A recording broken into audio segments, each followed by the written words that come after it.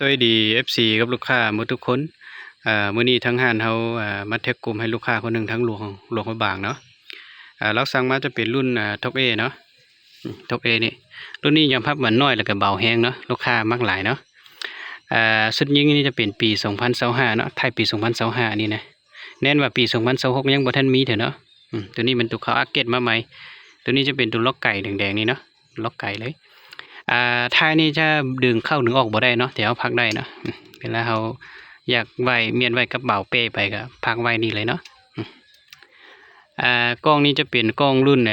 4-16คูณ44เนาะกล้องตัวนี้มาใหม่ตัวนี้นะ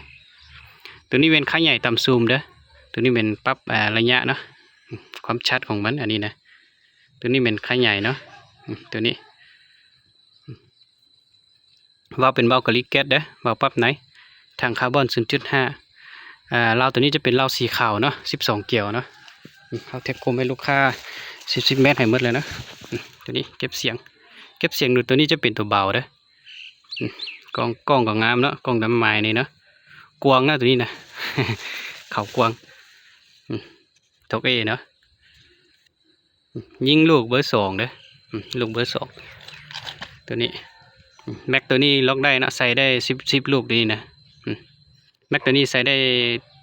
เติมมีก็ได้นะฟักต่อก็ได้แล้วก็แม็กตัวมีใส่พวกท็อป A นี่ก็ได้นะงามนะแจมนี่เลยแล้วก็เบาแห้งนะราคาก็ไม่ได้สูงหลายนะลูกค้าคนใดสนใจก็ติดต่อมาหาได้เนาะเครื่องเรายังมีความทรงให้งามๆแบบนี้เลย